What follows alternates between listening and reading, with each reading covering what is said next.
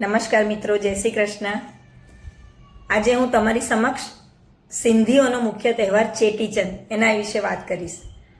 મિત્રો, ચૈત્ર મહિનો શરૂ થઈ ગયો છે. એકમ તિથિ, ગુડી પડવો અને ચેટીચંદ, માતાજીના ચૈત્ર નવરાત્રિનો પહેલો દિવસ, બધું સાથે આવે છે. તો આજે વાત કરીએ ચેટીચંદ. ચેટીચંદ એટલે શું મિત્રો? ચેટીચંદ એ સિંધી હિન્દુ સમુદાયનો એક મુખ્ય તહેવાર છે, જે સિંધી નવા વર્ષની શરૂઆત, સિંધી લોકોના નવા વર્ષની શરૂઆત અને એમના આરાધ્ય દેવતા ઝૂલેલાલના જન્મ જયંતિ તરીકે ઓળખાય છે. આ શુભ દિવસ ચૈત્ર મહિનાની શુક્લ પક્ષની દ્વિતીય તિથિ ઉજવવામાં આવે છે, જે સામાન્ય રીતે માર્ચ અથવા એપ્રિલ મહિનામાં આવે છે. આ તહેવાર ફક્ત ભારતમાં જ નહીં પરંતુ સમગ્ર વિશ્વમાં વસતા સિંધી સમુદાયના લોકો દ્વારા ખૂબ ધામધૂમથી ઉજવવામાં આવે છે. ગુડી પડવો અને ઉગાડીની જેમ આ તહેવાર પણ નવી શરૂઆત અને વસંત ઋતુના આગમનનું પ્રતીક છે. હવે ચેટીચંદ નામ કેમ રાખવામાં આવ્યું આ તહેવારનું, એના વિશે વાત કરીએ તો ચેટીચંદ નામ બે શબ્દોથી મળીને બન્યું છે. ચેટી અને ચંદ સિંધી ભાષામાં ચૈત્ર મહિનાને ચેટ કહે છે અને ચંદ્ર એટલે ચંદ્ર, મૂન. આમ ચેટીચંદનો શાબ્દિક અર્થ થાય ચૈત્ર મહિનાનો ચંદ્ર. ચેટીચંદ, આ દિવસે ચૈત્ર મહિનાના શુક્લ પક્ષમાં ચંદ્ર દેખાય છે, તે દિવસે નામ પડ્યું છે ચેટીચંદ. હવે ઐતિહાસિક પૃષ્ઠભૂમિ અને એની પૌરાણિક કથાઓ શું છે? કારણ કે મિત્રો, દરેક તહેવાર સાથે કોઈને કોઈ કથા તો જોડાયેલી હોય છે. ચેટીચંદનો તહેવાર એક પૌરાણિક કથા સાથે સંકળાયેલો છે, જે મુજબ ઈસવીસન 1007ની આસપાસ સિંધી પ્રાંત, સિંધ જે હાલ પાકિસ્તાનમાં ગણાય છે, ત્યાં મીરક શાહ નામના એક અત્યાચારી શાસકનું રાજ હતું. એણે હિન્દુઓને ઇસ્લામ ધર્મ અપનાવવા અથવા મૃત્યુનો સામનો કરવાનો આદેશ આપ્યો. સંકટના સમયે સિંધી સમુદાયના લોકો, જેમને આ મંજૂર ન હતું કે એ લોકો સિંધીમાંથી મુસ્લિમ ધર્મ શું કામ સ્વીકારે, તેથી સંકટના સમયે એ લોકોએ સિંધુ નદી દરિયા કિનારે એકઠા થાય છે. ત્યાં એમના આરાધ્ય દેવ વરુણદેવ, જળના દેવતાની આરાધના કરે છે. એમની પ્રાર્થનાથી પ્રસન્ન થઈને એક આકાશવાણી થઈ કે 7 દિવસમાં એમના તારણહારનો જન્મ થશે. તે મુજબ શ્રી રતનરાય અને માતા દેવકીજીના ઘરે એક બાળકનો જન્મ થયો, જેનું નામ ઉંદેરો લાલ પાડવામાં આવ્યું. આ જ બાળક આગળ જતા ઝૂલેલાલ, જુહુલાલ તરીકે ઓળખાયા.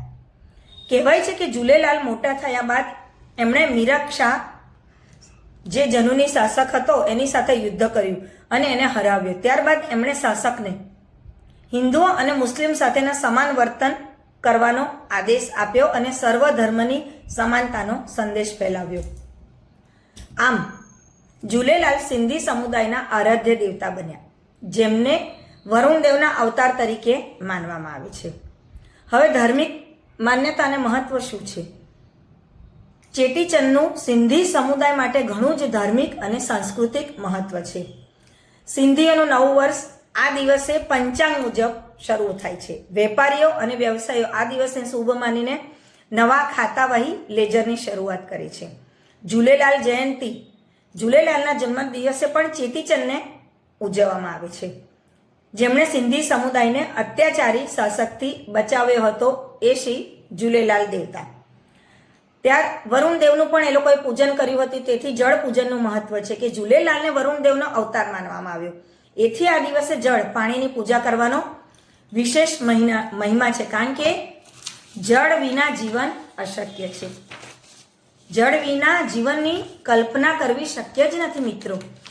તેથી આ લોકો વરુણદેવનો ખૂબ આભાર માની એમની દિલથી પૂજા અર્ચના કરે છે. સાંસ્કૃતિક ઓળખની વાત કરીએ અને એકતા, તો આ તહેવાર સિંધી સમુદાયની સાંસ્કૃતિક ઓળખ, એકતા અને એમના સમૃદ્ધ ઇતિહાસ સાથે પણ જોડાયેલા રહેવાનું પ્રતીક ગણાવે છે. વિભાજન, સ્થળાંતર પછી પણ આ તહેવાર એમની સંસ્કૃતિ અને પરંપરાઓને જાળવી રાખવામાં મહત્વની ભૂમિકા ભજવી. કેમ કે સિંધુ લોકો પોતાનો પ્રાંત છોડીને ગમે ત્યાં ગયા. ભારતમાં, ભારતની બહાર પણ આ તહેવારની ઉજવણી તેઓ ચોક્કસ એમની તિથિ પ્રમાણે કરે જ છે. ચેટીચંદની ઉજવણી પણ ઘણી ધામધૂમ અને વિશિષ્ટ પરંપરાઓ સાથે સંકળાયેલી છે. ચાલીહો સાહેબ એટલે 40 દિવસની તપસ્યા. ચેટીચંદ પહેલાના 40 દિવસ ને ચાલીહો નામની તપસ્યા સાથે આ લોકો ઓળખાવે છે. આ સમયગાળા દરમિયાન ભક્તો વિલાસી વસ્તુઓનો ત્યાગ કરે, ઉપવાસ કરે છે, સાદું ભોજન લે છે. 40 દિવસ ભગવાનની ખૂબ ભક્તિ અને સ્તુતિમાં વિતાવે છે. ઘણા પુરુષો 40 દિવસ દરમિયાન ચાલીહા દરમિયાન દાઢી નથી કરાતા. સ્ત્રીઓ પણ ભોંય પર સૂવે છે અથવા તળેલું નથી ખાતી. કોઈ એક ભોજન લઈને 40 દિવસનો ઉપવાસ કરે છે. ઘરની બહારનું નહીં ખાવાનું, કે ભાઈ પુરુષ હોય તો પરસ્ત્રી ગ્રમણ કે દારૂ જુગારથી દૂર રહેવું, માંસ મદિરા વગેરેનો ત્યાગ કરવો.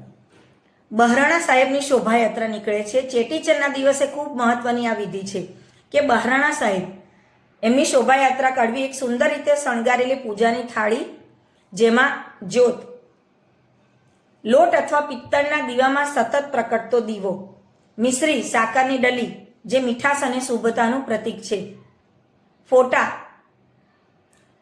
એલચી જે સુગંધ અને પવિત્રતા માટે, ફળ ભગવાનને અર્પણ કરવા માટે, અખો ચોખા અને મિશ્રીનું મિશ્રણ જે શુભતા અને સમૃદ્ધિનું પ્રતીક છે.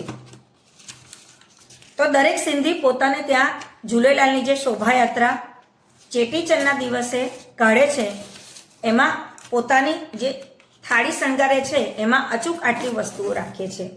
પિત્તળનો કળશ અને નારિયેળ પણ હોય છે, જે કળશ પર લાલ કપડું ચડાવી એમાં નારિયેળ મૂકે છે અને ફૂલ પાનથી એને શણગાર કરે છે. આ કળશને ભગવાન ઝૂલેલાલનું પ્રતીક માને છે તેઓ લોકો. આ બહરાણા સાહેબને સુંદર રીતે શણગારેલી વાહનોમાં મૂકી ભક્તો જ્યોત સાથે નજીકની નદી, તળાવ અથવા સમુદ્ર કિનારે શોભાયાત્રામાં લઈ જાય છે. આ યાત્રા દરમિયાન ભક્તો પારંપરિક સિંધી લોકનૃત્ય ચેજ કરે છે અને આયોલાલ ઝૂલેલાલ જેવા એમના ભજનો ગાય છે. પલ્લવ પૂજા અને અખો અર્પણ એટલે કે નદી કે સમુદ્ર કિનારે પહોંચીને બહરાણા સાહેબમાં રાખવામાં આવેલા અખો એટલે ચોખા અને મિશ્રી એને તથા અન્ય વસ્તુઓને જળમાં સમર્પિત કરે છે. આ વિધિને પલ્લવ પૂજા કહે છે. પછી ભક્તો પ્રસાદ ગ્રહણ કરે છે અને એકબીજાને શુભેચ્છાઓ પાઠવે છે. ઘરગથ્થુ પૂજા અને વાનગીઓ એમાં શું બનાવે છે કે ઘરોમાં પણ ભગવાન ઝૂલેલાલની ખાસ પૂજા કરવામાં આવે છે. લોકો નવા નવા કપડાં પહેરે છે, વિવિધ પ્રકારના પારંપરિક સિંધી ભજનો ગાય, સિંધી વાનગીઓ બનાવે છે, જેમાં સિંધી બિરયાની, સિંધી કઢી, મીઠી કોકી એટલે થેપલા જેવી જાડી ગળી ભાખરી, મીઠી રોટલી, દાલ પકવાન, સાઈ ભાજી એવી વસ્તુઓ બનાવી કુટુંબના પરિવારજનો સાથે એકઠા થઈને ભોજન લે છે. જાત જાતના ફરસાણ પણ બને છે. હવે સાંસ્કૃતિક કાર્યક્રમો પણ યોજાય છે. શોભાયાત્રા અને પૂજા બાદ સિંધી સંગઠનો સભાઓ દ્વારા સાંસ્કૃતિક કાર્યક્રમો, જેમાં સિંધી ગાયકો, નૃત્યાંગનાઓ પોતાના કલાકારો સાથે કલા પ્રસ્તુત કરે. ઘણી જગ્યાએ સામૂહિક ભોજન લંગર થાય, માતા કી ચોકી થાય, સિંધી ભજનો, સિંધી લોકનૃત્યો, દરેક જણ સ્ટેજ ઉપર પોતપોતાની માન્યતા અને શ્રદ્ધા અનુસાર પ્રસંગો ઉજવે છે. ચેટીચંદ માત્ર એક તહેવાર નથી, પણ સિંધી સમુદાયની અડગ શ્રદ્ધા, સમૃદ્ધ સંસ્કૃતિ અને ઐતિહાસિક ધીરજનું જીવંત પ્રતીક છે. ભગવાન શ્રી ઝૂલેલાલનો જન્મદિવસ, નવા વર્ષનો આ પર્વ એમના મૂળ સાથે જોડાયેલો છે. એક આશા, પ્રેમ, ભાઈચારાનો સંદેશ ફેલાવે છે. આ દિવસે ઉજવાતી પરંપરાગત વિધિઓ, શોભાયાત્રા અને સાંસ્કૃતિક કાર્યક્રમો સિંધી સમાજની એકતા અને એમના ગૌરવશાળી ઇતિહાસની ગાથા કહે છે. તો મિત્રો, તમે મારી સાથે જોડાઈને ચેટીચંદના તહેવાર વિશે જાણ્યું. મારા વિડીયોને જરૂરથી લાઇક, શેર અને મારી ચેનલને સબસ્ક્રાઈબ કરજો. ફરી નવી વાત, નવા વિડીયો સાથે મળીશું. તમારો ખૂબ ખૂબ આભાર. જય શ્રી કૃષ્ણ. આયો લાલ ઝૂલેલાલ.